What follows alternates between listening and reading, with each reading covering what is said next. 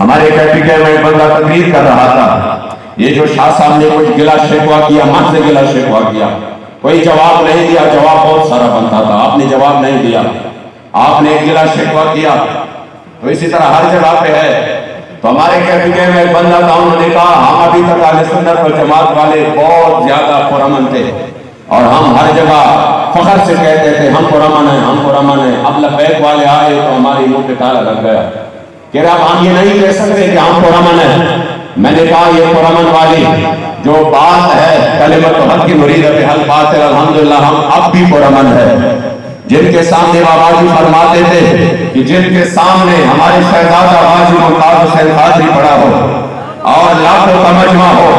اور جذبات کا یہ عالم ہو کہ یہ پورا ایک حکم کے منتظر ہو، سب کو چلٹ پلٹ دے، پھر بھی ایک پتہ نہیں ٹوٹے، اس سے زیادہ پرامن اور کوئی ہے؟ جب سامنے آپ پر گولیوں کی بوچھار ہو اور آپ پر مسلسل ظلم و جبر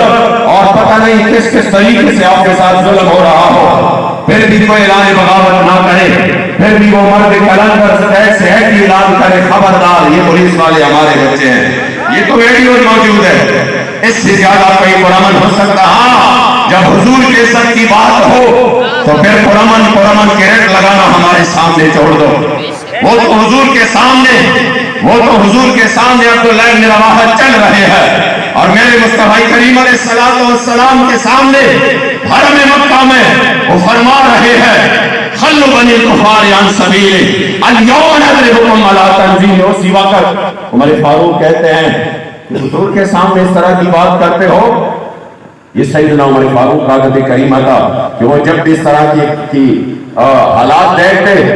تو وہ چاہتے یہی تھے کہ یہاں پر حضور کا مہر لگ جائے۔ آپ ادھر حضور کا مہر لگانا چاہ رہے تھے کہ قیامت تک کوئی پھر یہ بات نہ کرے کہ جب بات حضور کے عزت کی بات ہو تو ادھر بھی آپ ادھر کی بات کر کے باہر نکل جائے، حکمت اور یہ آپ کو یاد آ جائے۔ آپ نے کہا حضور کے سامنے اس طرح کی بات کرتے ہو؟ میرے مصطفی کریم علیہ السلام نے فرمایا عمر چھوڑ دے،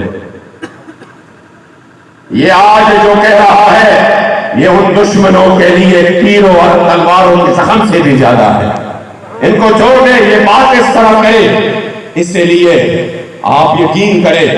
کہ جب حضور کے عزت آبرو کی بات ہو، جب حضور کے ناموس کی بات ہو تو پھر خدا کی قسم مجھے کبھی کبھار تعجب ہوتا ہے، لوگ کہتے ہیں نہیں بابا جی سے کوئی اختلاف نہیں تھا،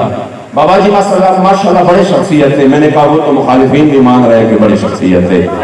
الفضل ما شہدت بہ الاداب، خادم حسین رضوی رحمت اللہ تعالی علیہ کہہ رہے بابا جی کے ساتھ رضوی پڑھ کر کہتے ہیں بڑے عاشق رسول تھے، بہت بڑے شخصیت تھے، بہت بڑے عاشق رسول تھے۔ اس لیے میں نے کہا وہ تو مخالفین نے بھی مانا،